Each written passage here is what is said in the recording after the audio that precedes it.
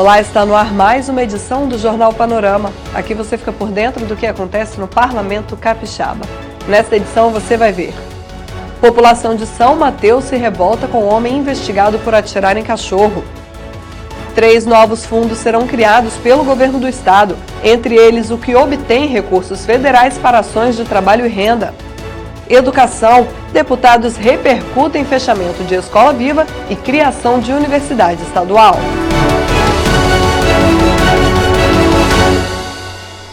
A Comissão Parlamentar de Inquérito que apura casos de maus tratos contra os animais esteve no norte do estado para ouvir o suspeito de ter alvejado um cachorro no município de São Mateus.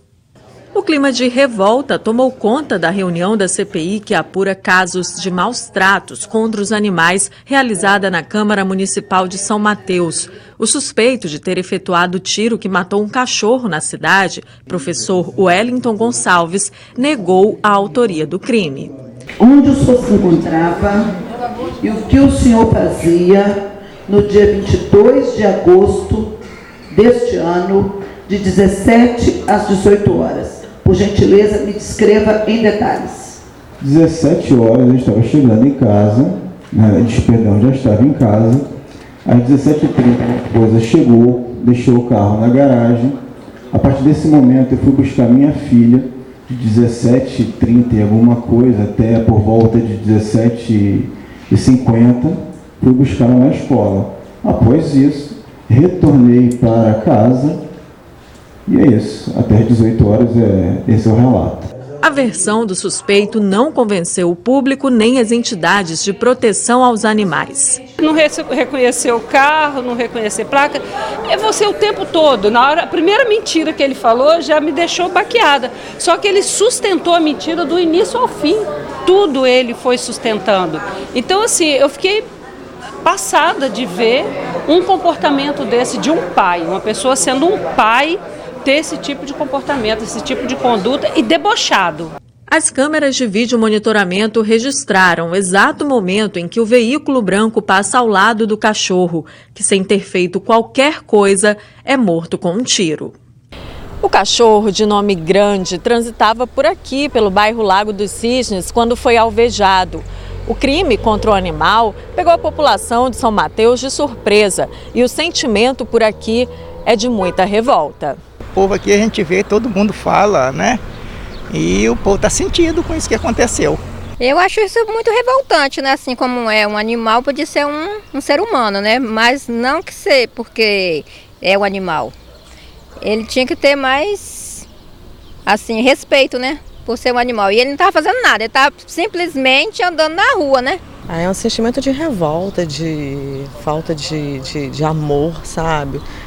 Para mim não é um ser humano, é uma pessoa que não tem amor no coração. Se ele faz isso com o animal, ele faz isso com qualquer pessoa. Se ele atirou, ele pode atirar numa criança, qualquer pessoa que estiver na rua. A presidente da CPI, deputada Janete de Sá, apresentou as imagens que mostram o trajeto do carro saindo de casa até o momento do crime, além de outras provas colhidas pela Polícia Civil, como uma espécie de tiro ao alvo com projéteis iguais ao que ficou alojado no crânio do cachorro. A parlamentar demonstrou indignação com o depoimento de Wellington. Andou, perseguiu o animal, alvejou o animal e a forma fria como ele relata as coisas tentando se eximir da culpa. Então isso causou muita revolta, tanto na gente que é integrante da CPI, como em todos que aqui vieram. Nós estaremos encaminhando todos os documentos que foram apurados, junto com a investigação que está sendo feita pela Polícia Civil, pelo delegado de Polícia Local, doutor Leonardo, para o Ministério Público Estadual entrar com um processo junto à Justiça Criminal contra o ato, porque ele foi enquadrado em vários crimes de supressão de objeto, porque o animal ainda era tido como isso na sociedade, então ele vai ser certamente enquadrado, está sendo pela investigação em diversos crimes do Código Penal. Mas nós também, ao lado disso, vamos mandar todo este material para a Universidade Federal do Espírito Santo, porque no Estatuto do Servidor Público Federal também tem cláusulas que não permite esse tipo de comportamento que denigre, que macula a imagem da universidade. Então, por isso, também nós vamos estar mandando esse material para que a universidade faça a devida investigação e, se for o caso, faça a expulsão deste profissional de educação. Vamos agora a um resumo dos trabalhos dos deputados em plenário nas sessões ordinárias e extraordinárias da semana. 4 projetos de autoria do governo do estado tramitaram em regime de urgência e foram aprovados. Quem cobriu as reuniões foi a repórter Patrícia Bravin e ela traz pra gente as informações. A semana foi bastante movimentada no plenário da Assembleia Legislativa com a realização de 2 sessões extraordinárias. Foi aprovado o projeto de autoria do Executivo, que muda o Fundo do Trabalho Penitenciário para Fundo Rotativo do Sistema Penitenciário.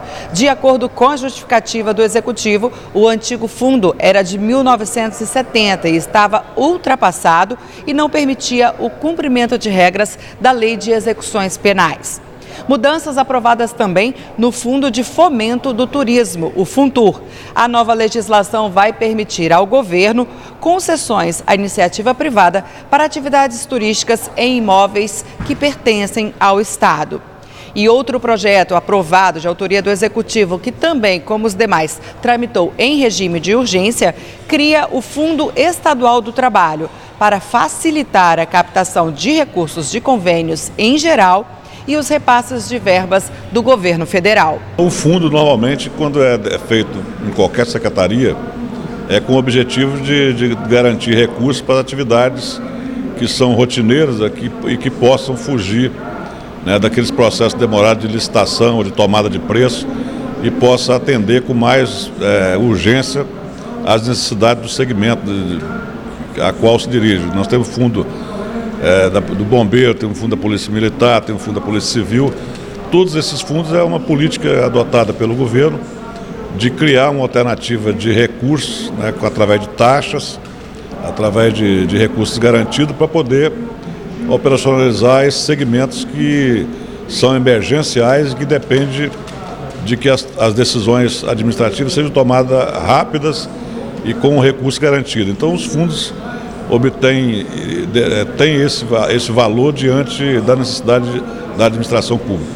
E foi aprovado ainda nesta semana o projeto que muda regras da promoção da Polícia Civil, no item que trata da aposentadoria por invalidez. Os nossos policiais civis que eram aposentados por invalidez permanente, ou seja, aqueles que já não podiam mais exercer nenhuma profissão, que têm uma moléstia grave, que ficam doentes em razão do serviço, em razão do estresse da profissão e acabam inaptos a qualquer outra atividade remunerada, eles não recebiam uma remuneração digna, uma remuneração compatível. São policiais que gastam muito dinheiro com a saúde, porque eles têm que comprar medicamentos, obviamente eles têm um plano de saúde com um custo bastante elevado e agora, com essa correção, eles terão um salário um pouquinho mais digno. É apenas um paliativo, mas que será importante na vida dos nossos irmãos e guerreiros policiais. E começou a tramitar também nesta semana o projeto de lei do PPA com mensagem do Executivo. O PPA é o Plano Plurianual que apresenta as políticas públicas do Estado e os indicadores, objetivos e metas para o período de 2020 a 2023. Obrigada, Patrícia. E esse Plano Plurianual, o PPA, prevê a criação de uma universidade estadual. A medida foi vista com bons olhos por alguns parlamentares, entre eles a deputada Janete de Sá. Essa é uma reivindicação legítima e muito antiga dos jovens capixabas, de cidadãos e cidadãs do Espírito Santo. A exemplo da Unicamp, da USP, da UERJ, tantas universidades que tem no estado de Minas, no estado do Rio de Janeiro, de São Paulo, universidades espetaculares, como é o caso da USP. Nós também preservamos esse sonho de anos de termos uma universidade estadual no Espírito Santo. E nós fizemos essa reivindicação ao governador através de uma emenda à Constituição, fazendo com que constasse nela essa iniciativa. Tivemos uma conversa com o governador, porque essa emenda ela resultaria em dispêndio de recursos financeiros, teria que ter orçamento para poder executar, porque a ideia era que até dezembro de 2022 essa universidade pudesse estar implantada no Espírito Santo.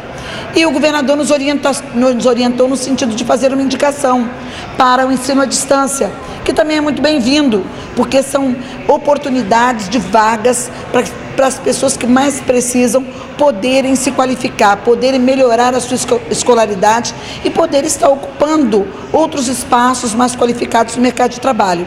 Nós fomos, diante dos estudos da Secretaria de Educação, o governo nos acena no PPA com a emenda, que é a ação de número 1113, de implantação da Universidade Estadual no Espírito Santo, e coloca 17.545.000 de recursos para que essa universidade, que é um sonho antigo e que fez parte também deste sonho da juventude do governador e de nossa geração, ela possa se tornar uma realidade e contribuir com a educação das próximas gerações.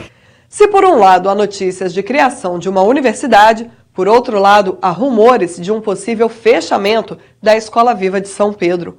A notícia de que o governo do estado avalia fechar a primeira unidade do projeto de ensino em tempo integral, implantado na gestão do governo anterior, repercutiu na Assembleia. Entre os parlamentares que falaram sobre o assunto está o deputado Sérgio Majeski, que é da área da educação. Eu lutei durante 4 anos aqui do governo anterior, sozinho, fui uma voz isolada praticamente contra fechamento de escolas, turmas e turmas, né? O governo passado fechou mais de 6.000 turmas, fechou 41 escolas, o turno noturno de mais de 150 escolas foram fechados. Nós tivemos um aumento de alunos em idade escolar fora da escola em mais de 50% no governo passado. Então, assim, sempre fui um ferrenho defensor da educação e contra fechamento de escolas. Eu conversei na semana passada com o secretário de Educação sobre a questão da Escola Viva de São Pedro. Não é verdade que o governo está desmontando esse programa, isso não é verdade, muito pelo contrário, o governo acabou de anunciar no PPA que pretende abrir mais 30 ou 40 unidades desse modelo. A Escola de São Pedro, ela sempre foi uma questão polêmica, porque aquilo lá é um espaço alugado e muito caro, realmente. O governo passado nunca deveria ter aberto uma escola ali, porque começou no meio de um ano letivo, foi no meio de 2015, quer dizer, deveria ter esperado terminar o ano letivo de 2015 para começar 2016 já nas escolas corretas, mas segundo o secretário de Educação, eles estão fazendo ainda toda uma avaliação, de tal forma que, se a conclusão for pelo fechamento, só se tiver a certeza absoluta de que todos aqueles alunos que hoje estudam ali possam ser acomodados em unidades que ofereçam o mesmo sistema de ensino. Então é uma coisa que está sendo avaliada, que está sendo debatida e que caso isso se confirme, mas só após a garantia de que todos aqueles alunos que estão ali hoje possam frequentar sem nenhum prejuízo escolas do mesmo modelo. E o Jornal Panorama de hoje vai ficando por aqui. Mais informações você confere em nosso site e em nossas mídias sociais. Obrigada pela companhia de sempre e continue ligado na TV Assembleia, o seu canal cidadão.